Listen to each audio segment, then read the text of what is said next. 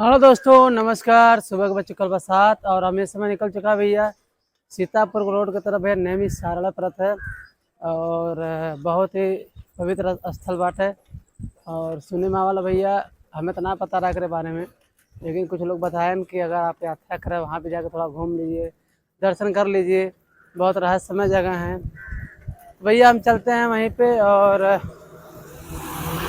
बताते हैं, वहाँ पे दर्शन भी करेंगे और जानेंगे भी लोगों से कि यहाँ का रहस्य क्या है, आखिर ये पवित्र स्थल क्यों माना जाता है।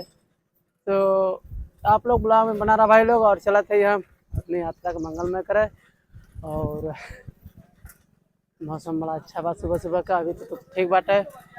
आप लोग ब्लॉग में बना रहा भाई लोग ऐसे ही। और सबसे बड़ी बात भैया कि हमें अभी तक जितना भी यात्रा करा थे हमें कुछ ना पता बाटा आगे हम कहाँ कहाँ जाए। बस हमें तीन चीज़ का पता बाटा कहाँ कहाँ जाएगा।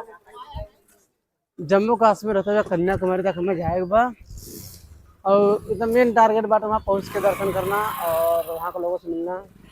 तो भैया लोग इसके बीच में हम कहीं भी जा रहे हैं, वो लोग आपका प्यार है, आशीर्वाद है और कहीं ना कहीं भगवान भी प्रेरित कर रहे हैं। आप इधर उधर दर्शन कर रहे हैं, घूम रहे हैं, तो कोई ऐसा जो है तीर्थ स्थल न छूटने पाए, कहीं न कहीं उनकी भी कृपा है। इसके लिए भैया हम पूरा भारत में जो भी है यहाँ तक पहुँच सकेंगे। आप लोग का प्यार है, आशीर्वाद है, प्रभु की छत्र छाया है, मैं यात्रा को कर पा रहा हूँ। आप लोग ब्लॉग में बना रहा। तो भैया लोग हम इस समय पहुँच चुका है चक्र तीर्थ बाट, मतलब सीतापुर जिला में चक्र तीर्थ नैमी सरना में आ चुका है। और हालांकि हम यहाँ पे भैया नहा भी ले और चक्र परिक्रमा भी कर लिए और शायद भैया भी परिक्रमा करके आवत है। भैया परिक्रमा करके आवत है। कहाँ से हैं आप? सीतापुर से। सीतापुर से है। कितना परिक्रमा किए, मतलब कितना चक्कर? ये 60। 7 चक्कर। तो यहाँ का थोड़ा बारे में बताना चाहोगे, क्योंकि मैं यहाँ पे नया आया हूँ, मुझे ये जो बताएं। अच्छा, हालांकि वो जल्दी में थे चले गए। तो भैया लोग हम आपके बैक कैमरा से पीछे का दृश्य दिखावा चाहते हैं और देखा कि मतलब यहाँ का भाई वाकई में बहुत ही रहस्यमय जगह बाटे और ये दुनिया का भैया सबसे पवित्र स्थान बाटे ही। और भाई लोग काल बा कुछ कहना चाहेंगे जो हमारे बड़े भाई लोग वीडियो देख रहे हैं? पवित्र स्थान बाटे और बतावल जाला कम एक ऋषि मुनि से यहाँ पूछे, मतलब पंडित जी से पूछे तो उन्होंने मुझे बताया कि यहाँ पे विष्णु जी का परम चक्र जो था वहीं पे, मतलब पवित्र स्थल मतलब यहीं पे गिरा था। और ये पीछे से मैं दिखा रहा हूँ आपको, ये कुंड है, काफी बड़ा है और आज तक भैया इसका कोई अता पता नहीं लगा पाया कितना गहरा है बीच में। साइड से हालांकि बनाया गया, लोग नहाते वहाते हैं, अपना चक्र मतलब परिक्रमा करते हैं, लेकिन आज तक किसी ने इसके बारे में नहीं बता पाया कि गहराई कितनी और चक्र गिरा तो कहाँ गया, कुछ अनुमान नहीं, लेकिन ये यहीं पे गिरा है। और सुनने में आता है कि यहाँ पे अभी भी करे ऋषि मुनि जो है इस क्षेत्र के अगल बगल जंगलों में यहाँ वहाँ जो है तपस्या कर रहे हैं, अपना पूजा पाठ कर, लेकिन दिखाई नहीं देते हैं। तो आप लोग ब्लॉग में बना रहे हैं, पीछे वाले कैमरा भाई आप लोग के दिखावा थे और जो 4 लोग भाई लोग से मिलावा थे, आप लोग ब्लॉग में बना रहे हैं। तो भाई लोग पीछे वाले कैमरा से हम आपको दृश्य दिखावा थी और चलते देखा थे जो भाई लोग परिक्रमा कर रहे हैं उनसे मिलवा रहे हैं, उनसे बातचीत कर रहे हैं, देखिए क्या कहते हैं। और भैया लोग नमस्कार, जय श्री राम। कहाँ से हैं आप लोग? हाँ, कंडीला से। यहाँ पहली बार आए, किसके पहले आए थे? यहाँ का थोड़ा रहस्य बताइए। मतलब आप परिक्रमा कर रहे हैं, कितनी बार किए अभी? 5 बार हो गए। कितने बार करने का मतलब आपका वो है? 5 बार।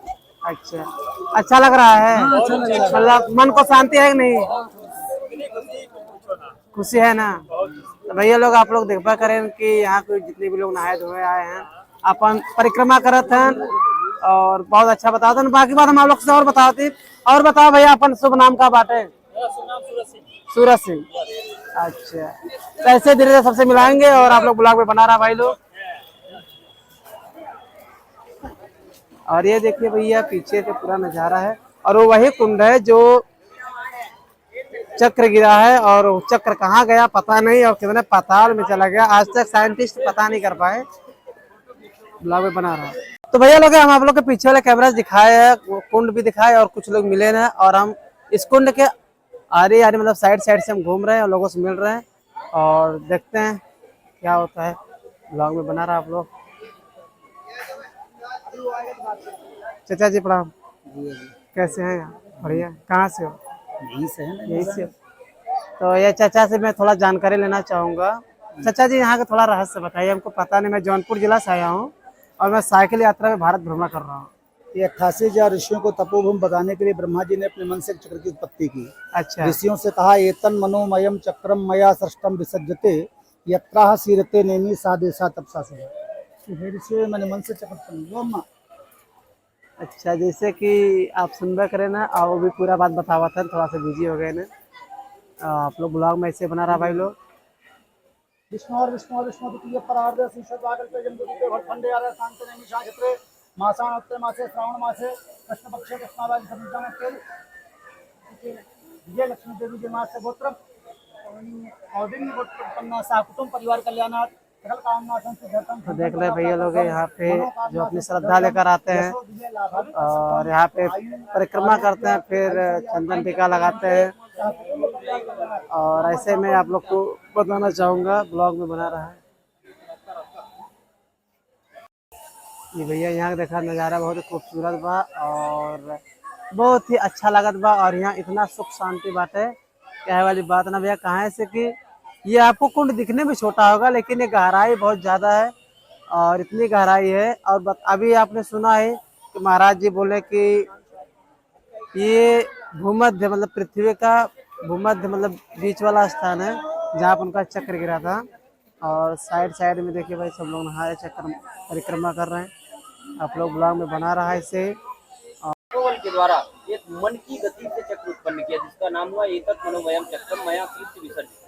अब इसमें यह आता है कि विष्णु के पास में दिखाई देने वाला चक्र था, इसलिए ज्यादातर लोग समझते हैं कि विष्णु के पास चक्र था, ब्रह्मा के पास चक्र था नहीं, तो ब्रह्मा ने कहाँ से प्रकट कर दिया। लेकिन ब्रह्मा अगर चाहते तो इस पृथ्वी को पुनः संशोधित 20 चक्र प्रकट कर सकते हैं। ब्रह्मा जैसा सृष्टि का रचयिता, तो उसके पास एक शक्ति है क्योंकि सृष्टि की रचना की है, तो जिस चीज की कल्पना करेगा उसको प्रकट कर सकता है। लेकिन हम आप जिस चीज की कल्पना करते नहीं कर सकते। ऋषि चाहते कर सकते थे, ब्रह्म ऋषि जो होते हैं वो चाहते कर सकते, तो उन्होंने भी नहीं किया, उन्होंने ब्रह्मा से पूछा। तो ब्रह्मा ने उसको उत्पन्न किया।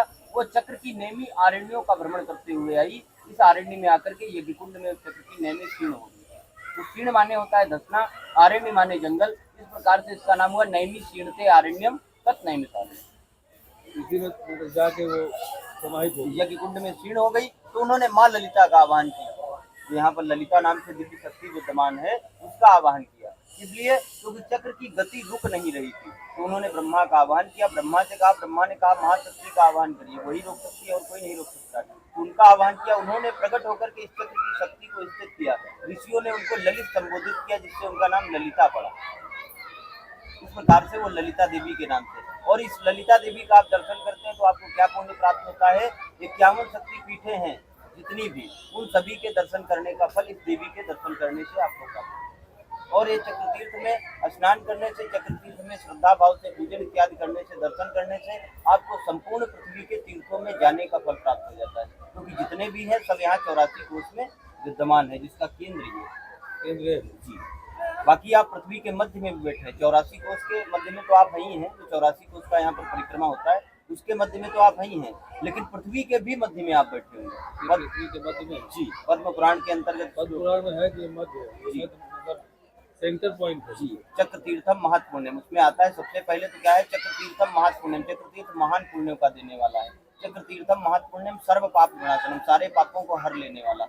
वर्तते मध्य भागे तु, वर्तते मध्य भागे तु, यानी समय से पहले पृथ्वी का मध्य भाग।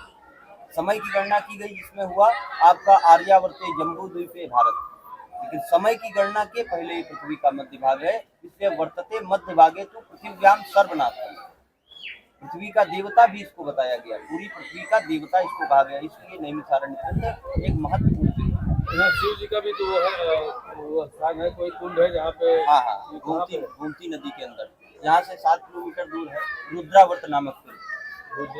रुद्रावर्त, इसमें ऐसी मान्यता है कि किसी समय कुंभकर्ण के द्वारा गोमती नदी के अंदर, जल के अंदर कुंभकर्ण ने जल के अंदर भगवान शिव की प्रतिष्ठित मूर्ति का जो है वो किया। और जब कभी उसका संसार से मन विचलित होता था, क्योंकि वो बहुत ही महान पुरुष था, रावण तो बहुत ही ज्ञानी था, लेकिन कुंभकर्ण भी कोई कम नहीं था। तो वो जब कभी भी मन उसका विचलित होता था तो जल समाधि लेकर के भगवान शिव की आराधना करता था। एक समय भगवान शिव तो प्रसन्न यहाँ पे कुंभकर्ण कहाँ से जल समाधि नहीं नहीं नहीं, वो जल समाधि लेकर वो आ जाता है। देखिए ये सब आत्मज्ञानी ऋषि थे, इनको जानने में समय थोड़ी लगता था, इनको जानने में समय थोड़ी लगता था। जैसे सौनकादिक 88,000 ऋषियों ने यहाँ पर बैठ करके कथा का श्रवण किया, तो आप सोचे कि आप इतने लोग बैठे हैं, मैं बोल रहा हूँ तो इतने लोगों को सुनाई दे सकता है, लेकिन 88,000 ऋषियों को ना माइक था, ना लाउड स्पीकर था, कोई व्यवस्था नहीं थी, आज तो सब फर्स्ट क्लास व्यवस्था है, लेकिन उन्होंने कैसे सुन लिया? अब 88,000 ऋषियों ने कैसे सुन लिया बैठ करके आवाज? लेकिन ये था, उन्होंने किस प्रकार से सुना, क्योंकि जो उनका मन था और जो उनका शरीर था, चित्त था, वो सब शौनक के चरणों में विद्यमान था। 88,000 ऋषि अपने मन की गति को शौनक के समक्ष रख चुके थे। तो जो भी शौनक प्रश्न करते थे, सूत बोलते थे, वो 88,000 सुन लेते थे। इसको आप इस तरीके से कह सकते हैं, जैसे आपने शक्तिमान देखा, तो शक्तिमान में क्या होता था, उसको कहीं पर भी कोई वो होता था, उसको पता लग जाता था, तो उसको पंच तत्वों में विजय प्राप्त थी, इसको पंच तत्वों में, इसलिए वो ब्रह्म ऋषि थे, उनको पता था, वो अगर चाहते तो उन्होंने समय की गणना को देख लिया। सौनकादिक ऋषियों ने समय की गणना को देखा, तभी कहा कलिकाल में महाराज मनुष्यों के कल्याण के लिए स्थान होना चाहिए, तो उन्होंने चक्र का प्रागट्य कराया। जिस प्रकार से आप इस चक्र का स्नान करते दर्शन करते हैं, तो इसको इस प्रकार से नाभि गया भी कहा गया। अच्छा, इसके उस पार उधर तो कोई जाने नहीं नहीं, अंदर 50 फुट गहरा है, ये अंदर 50 फुट गहरा है, बाहर में 4 फुट जल है, अंदर से स्रोत है, वहीं से जल बाहर आता रहता है और बाहर से निकल के घूमती नदी जाता रहता है, ये इसकी विशेषता है। चलिए हम लोग चलिए। और इसकी मतलब गहराई कुछ अंदाजा नहीं है अभी तक। ऐसे 50 फुट गहरा है, उसके बाद की गहराई पाताली है, उसका कोई अता पता नहीं। जैसे मतलब वो तो मतलब यहाँ पे मतलब साइंटिस्ट भी लोग विज्ञान का भी। हाँ हाँ, वो किसी समय आकर के ब्रिटिश में लोगों ने पता लगाया, लेकिन कोई पता नहीं लगा पाया, तो उन्होंने बंद कर दिया। अच्छा, तो भैया लोग जैसे कि महाराज जी से आप सुने ना कि पूरी बात यहाँ का बता दें, हालांकि पहले से महाराज जी बतावत रहे, और महाराज जी का हम आपसे परिचय कराते, कैसे हम डायरेक्ट कैमरा घुमा दे, तो आप लोग ब्लॉग में बना रहा। महाराज जी प्रणाम, राधे राधे। राधे। तो आप अपना परिचय थोड़ा बताइए।